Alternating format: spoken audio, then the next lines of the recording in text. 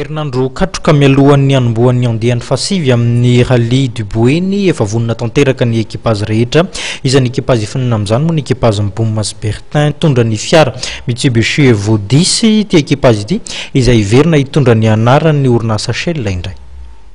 Ekipazy Bomas Bertin zany team Bertin zahay miaraka amin'ny compagnie Shell zany zay manona anay amin'izao fotoana izao. Sisaka stela ny fatokavanareo mba ahafana mampafantatra kely ny zavatra mety hoe événement rally any Mazanga zany zay ataoko hoe ny fahavononanay sy ny fandraisanay anjara zany dia miezaka zay amin'ny zavatra tsara ho an'ny mpakafy amin'ny zavatra tsara ho an'ny mpanohana amin'ny zavatra tsara ho an'ny sport automobile eto Madagasikara ary indrindra ho an'ny club Asakma zay manohana anay.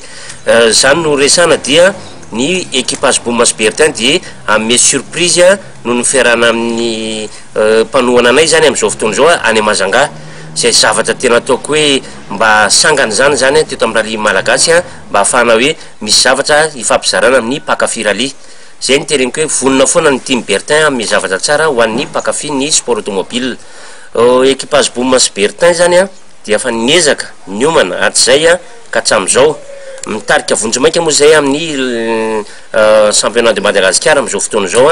dia miezaka zay hoe mba hitazona zany hatramin'ny farany zay moa ny faniriny fa eo mahita azy hoe ao anaty rally io amin'ny marally sport mécanique azy dia zay no teneniko hoe ny mpandresy tsy hobiana ndresy tsy akorainy zay vonona mandrakariva ary manao fair play foana zahay rehefa ohatra ka resy sanatsy hoe resy dia